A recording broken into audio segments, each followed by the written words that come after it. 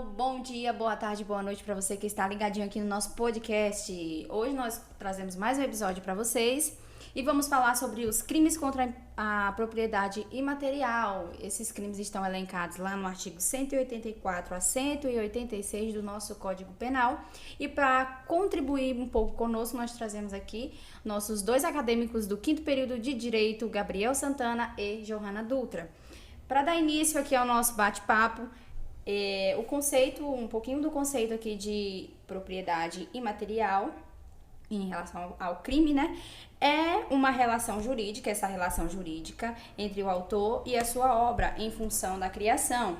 Nós sabemos também que esse dispositivo está lá na nossa Constituição Federal, a nossa base, no seu artigo 5º, inciso 27. Vamos começar aqui o nosso bate-papo com essa pergunta. Me fale um pouco mais sobre esse conceito aí, desses crimes contra a propriedade imaterial.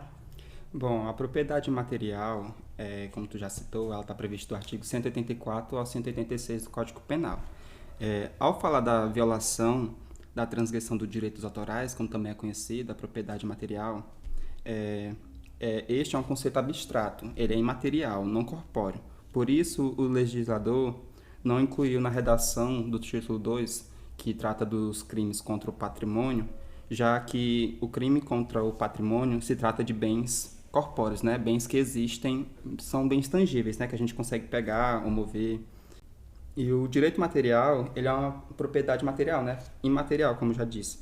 Ele pode ser tanto intelectual, como um ideal científico, artístico ou literário, ou conexo, né? Quando o direito ele é outorgado a outra pessoa, como, por exemplo, uma gravadora. Ele também tem base constitucional, já que ele está previsto no artigo 5º da Constituição Federal, no inciso 27, onde este garante o direito exclusivo de utilização, publicação ou reprodução das obras dos autores, e sendo essa também transmissível aos herdeiros. Pois é, né? O Gabriel acabou falando aqui um pouco sobre o conceito do que é esse crime. E esse crime, pessoal, ele vem, então, preservar os direitos autorais e da propriedade intelectual do autor. A Constituição Federal, ela vem trazer pra gente um direito básico, que é essa preservação dos direitos autorais. E o Código Penal, ele vem trazer, então, uma sanção, uma proteção jurídica de forma mais severa, né, que ele vem trazer a pena, para que venha ter, né, em forma concreta, a preservação desses direitos, né? Então, o tipo objetivo desse crime é violar, é transgredir e ofender a obra daquele autor. Então, no momento que a obra do autor ela é ofendida de alguma maneira, ela é transgredida, ela tem, de alguma forma, violada, vai haver, então, uma sanção que é escrita lá no Código Penal, nos artigos 184 ao artigo 186. Vale lembrar que essa lei, que tanto a lei constitucional quanto a lei penal, elas vêm trazendo no seu esboço um preceito primário em branco, justamente por ela ser incompleta. Como a Joana já citou, ela é uma lei incompleta, ou seja, ela precisa de uma lei complementar para regulamentar ela, para que possa identificar o que seria uma ação penal e quem são os sujeitos ativos e passivos dessa relação. Então, no caso, esse conceito aí de lei penal em branco é porque fica uma coisa mais aberta, né? Não especifica. Ela tem a necessidade de outra lei para poder ter uma conceituação, uma aplicabilidade correta, né? Já que ela precisa específica, no caso. Precisa especificar todos os termos da lei para poder todos os direitos serem Preservados, né? Preservados. Tem alguma lei assim que especifica, por exemplo, lei número XXX e... Tem sim. Atualmente, no nosso sistema jurídico brasileiro, nós temos 3 leis que tratam sobre os direitos autorais. São elas as leis 9.279 de 96, que é o Código de Propriedade Industrial, a Lei 9.609 de 98, que trata sobre a proteção de propriedade intelectual de programas de computador, e a Lei 9.610 de 98, que trata especificamente de direitos autorais em geral. Então, Gabriel, Você poderia falar sobre cada uma delas em específico, para que tipo de patrimônio ela vai proteger, ela vai trazer essa proteção para a gente? Posso sim. A Lei 9.279 de 96, que é o Código de Proteção Industrial, ela traz a proteção sobre patentes de invenção e de modelo de utilidade, registro de desenho industrial, registro de marca e repressão à concorrência desleal. Bom, o que são as patentes de invenção e modelo de utilidade? Elas são modelos que a indústria se utiliza para fabricar determinados produtos, que esse modelo ele é de suma importância para o resultado obtido pela compra desse produto. Como, por exemplo, a gente tem a Airfryer, que é a Philips Valita, né, que é a fabricante, patenteou o modelo de cozir o alimento, no qual a engenharia do produto, da Airfryer, ele tem um formato correto para poder fazer esse processo. E a gente também tem o exemplo do Galaxy Fold, né, que é um smartphone da Samsung dobrável. Nesse, a Samsung também patenteou o mecanismo a engrenagem que possibilita a flexibilização do celular. Tanto que a gente pode ver que nenhum outro celular dobrável tem esse mesmo mecanismo. Até porque as outras fabricantes se utilizam de outros mecanismos para também patentear. O registro do desenho industrial ele é um esboço de uma futura invenção industrial. Outro exemplo aqui que a gente tem é de um processo que a Samsung move contra a Qualcomm, que são ambas fabricantes de processadores. A Samsung fez um esboço de um processador no qual a litografia dele foi copiada pela Qualcomm. Ou seja, a Samsung desenhou um modelo de processador e a Qualcomm foi lá, se utilizou desse modelo sem os devidos direitos autorais e fez a fabricação. Então ela obteve lucro em cima da propriedade intelectual da Samsung. Então quer dizer que por exemplo, um esboço eu achava que não tinha tanta importância assim, todo esse peso. E pelo que a gente entende, são coisas que a gente não vê essa visibilidade e essa precisão de haver essa proteção jurídica, né? E é bem interessante isso. Isso, até porque o esboço, geralmente, só quem tem acesso a ele é só o criador, né? Já que, por não ter ser só um esboço, não ter nenhuma uma forma material desse produto, fica resguardado só ao autor. Aí, quando outra pessoa tem ciência disso e se utiliza, ele acaba usurpando, né, esse direito autoral do criador. Ele viola o direito. Então, seria, por exemplo, que nem essas substâncias da Coca-Cola. Isso. Que é uma marca que a gente conhece, assim, de refrigerante. Todo mundo diz que as fórmulas secretas. As fórmulas secretas. Então, ali tem essa proteção jurídica também para essa fórmula, né? Isso. A gente também tem a questão do registro de marca, né? Que é resguardado pelo Código de Propriedade Industrial também, no qual fabricantes como a Apple se utiliza da marca iPhone para vender seus produtos e seus smartphones, no qual nenhuma outra fabricante pode se utilizar dessa mesma marca para vender smartphone. Falando da iPhone, o símbolo da maçãzinha também tem essa proteção? Tem sim, ela vai entrar na questão de imagem, né, que a gente vai ver mais para frente na Lei 9.610, que é uma imagem que remete direto ao produto. Ela é inconfundível e é de suma importância para caracterizar o produto.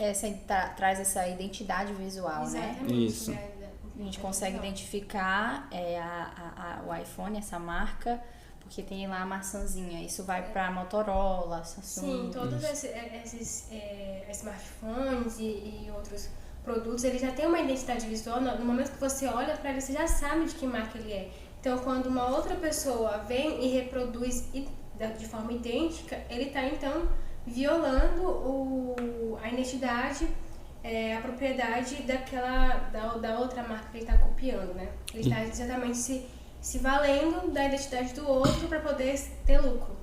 Isso. E um dos requisitos do Código de Propriedade Industrial, né, na questão de patentes, registro e de desenho e de marca, a novidade, né? Ou seja, o produto tem que ser novo, não pode pegar um produto antigo e só relançar ele como se fosse novo.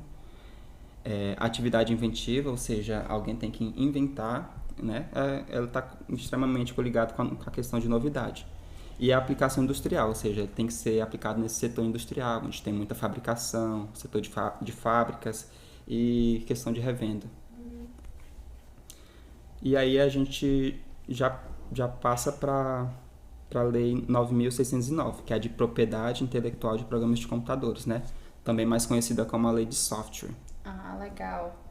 Até essa questão como eu posso dizer, esse banco de dados, né, para criação de sites, de plataformas, também tem uma lei específica para assegurar essa proteção.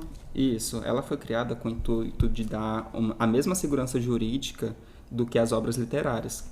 Ela está prevista no artigo 2 da Lei 9.610. Ela também foi incluída em outra lei para poder garantir essa proteção jurídica.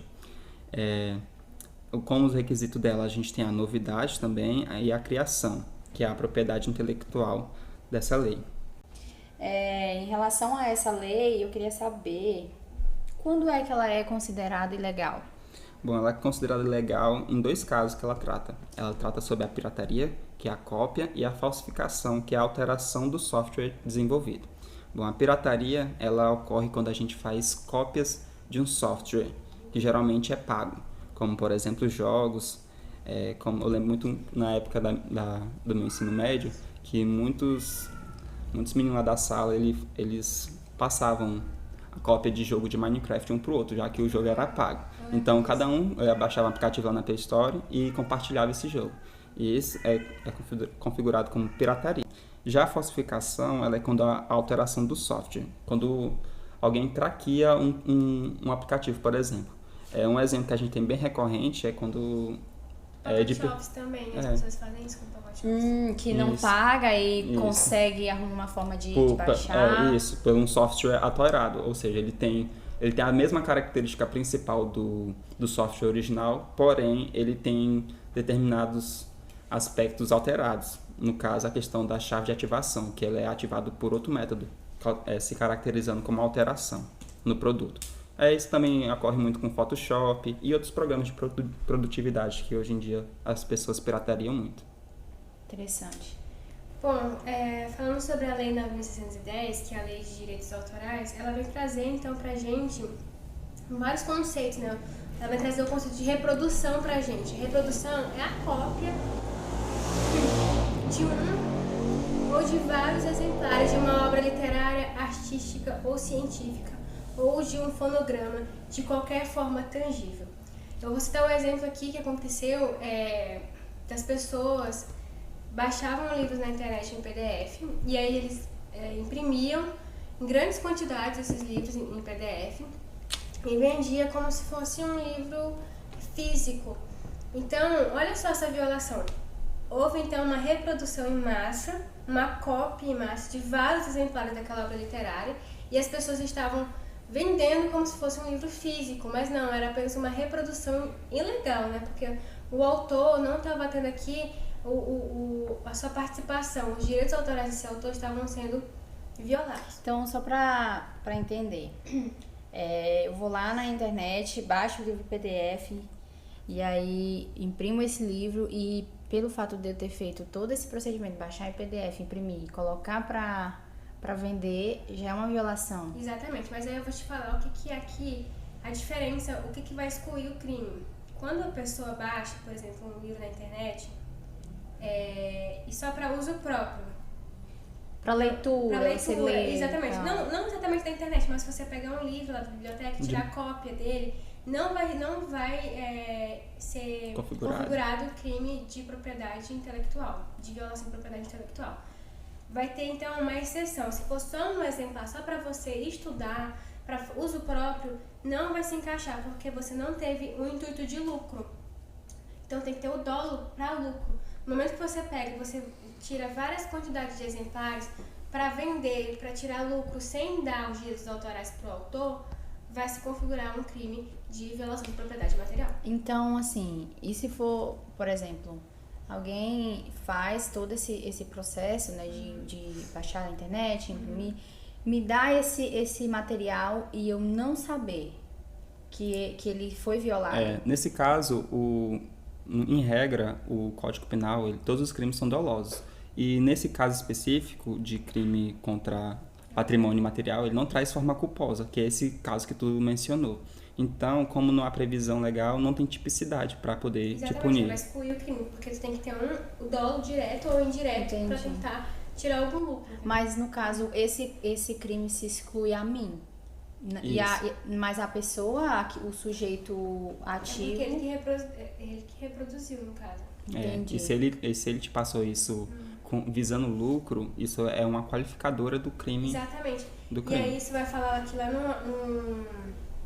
Deixa eu só lembrar o parágrafo aqui.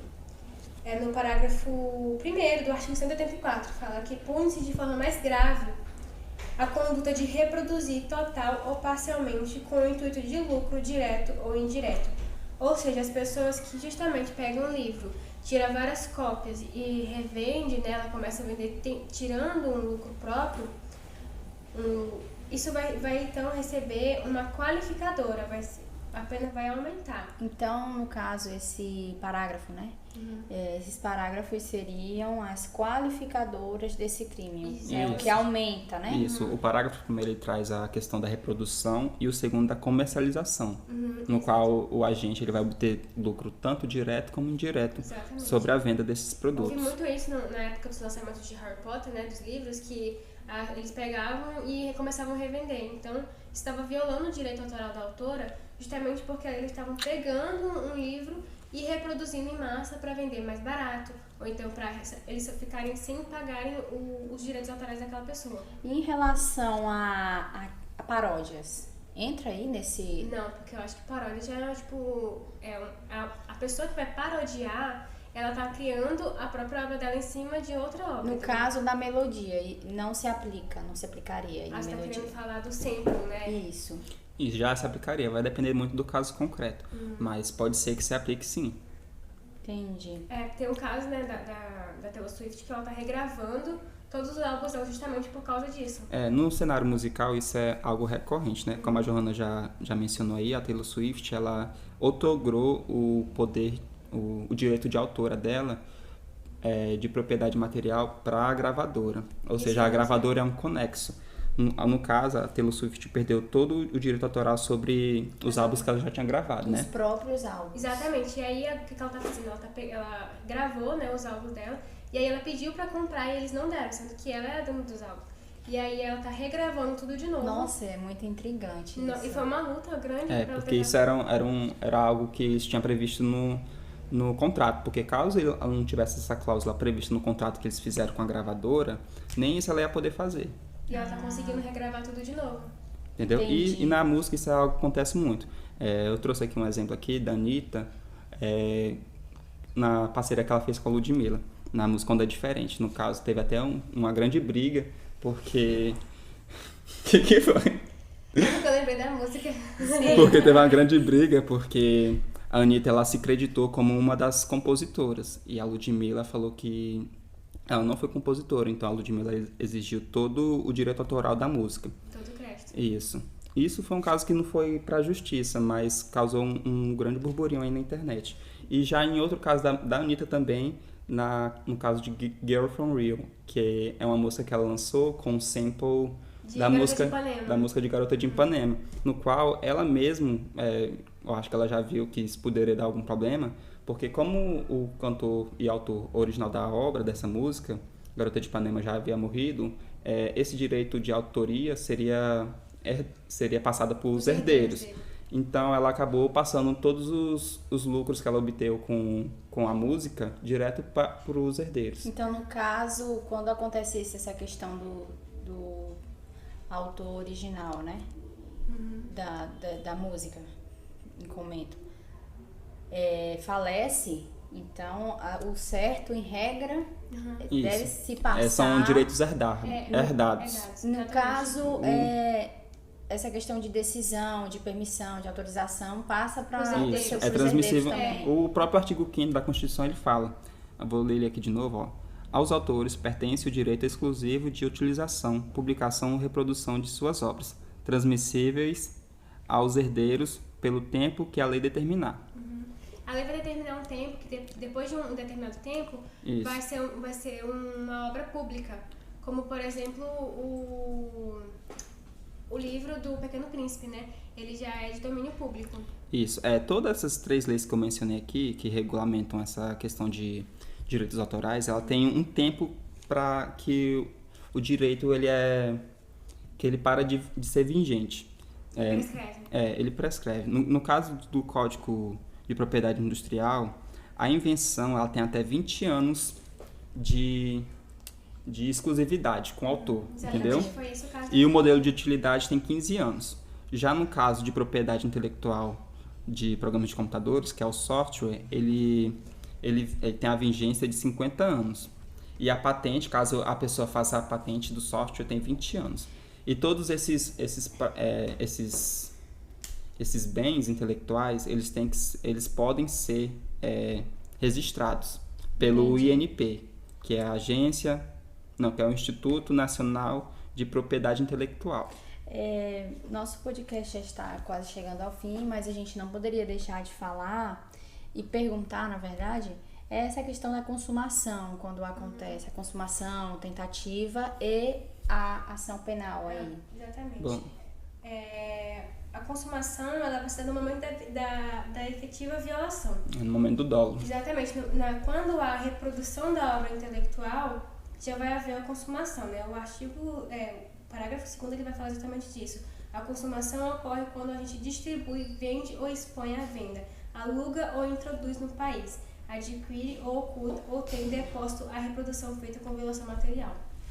Em relação à tentativa, é distinto entre consumação e tentativa? Sim, a tentativa, ela, no caso que ocorra só a tentativa, ela é diminuída até um terço da pena. Ah, sim. E ela é possível em todas as figuras, né? E ela é possível nesse caso desse crime de violação de direitos autorais, porque a classificação desse crime, ele é um crime comum, né? Já qualquer pessoa pode praticar. Ele é um crime próprio quanto ao sujeito passivo, que tem que ser o autor ou o conexo do autor. Ele é um crime material, plurissubsistente, monossubjetivo, comissivo, por omissão e não transeunte. Essas são a questão... Classificação do crime. Classificação, né? Ele é possível a tentativa nesse caso porque ele é plurissubsistente. Todo crime plurissubsistente é aquele crime que tenta vários atos, combina o crime. Sim, entendeu? entendi. Vou trazer um entendimento do STF, que é justamente sobre a reprodução em massa desse direito, né? Que é... Sim. De uma obra. Aí depois você poderia já falar da ação penal, né? Complementar.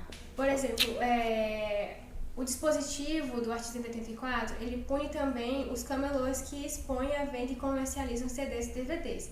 Hoje em dia não é tão comum, hoje a gente vê, né, essas figuras na rua, mas antigamente a gente sempre via, né, os camelôs vendendo DVDs. Eu lembro muito que tinha batida de policial em cima deles. E aí eles saíam correndo, era a maior coisa. E a gente comprava pensando que vinha uma coisa lá dentro, chegava era outra, né? Pois é, então, o STF, ele não acata essa tese de venda dos camelôs, de CDs e DVDs falsificados. Porque a gente, como sociedade, a gente tolera, a gente comprava e achava certo, mas é errado, porque é pirataria. Isso qualifica o crime, né? Essa questão que tu tá falando aí. A simples exposição da venda, ele já qualifica como a consumação do crime. Aí se encaixaria aquele princípio da adequação social? Não, porque o STF ele não entende como... a gente pode até tolerar esse crime, mas o STF ele não acata. E também, então também não se torna um direito consuetudinário, né? Não é consuetudinário. Não se encaixa aí também, né? Continua sendo crime de pirataria, porque querendo ou não, vai haver uma pessoa sendo lesada, que é o autor, porque ele não está recebendo os direitos autorais dele. Isso. Sobre a ação penal, né, que você havia falado. É uma questão que a gente não mencionou muito, foi a questão de oferta. A Johanna citou brevemente sobre a questão de livro, né? A questão de oferta por meio digitais sem autorização do autor. Que é quando alguém disponibiliza em sites ou em qualquer meio digital uma obra de um autor sem referir a autoria ao autor e sem repassar para ele os lucros obtidos sobre essa publicação. Aí a gente poderia falar dos sites, né, que disponibilizam filmes, séries, as músicas, Isso, né? músicas. Porque hoje nós estamos na época do streaming, né? Então hoje tudo a gente tem que pagar para poder consumir.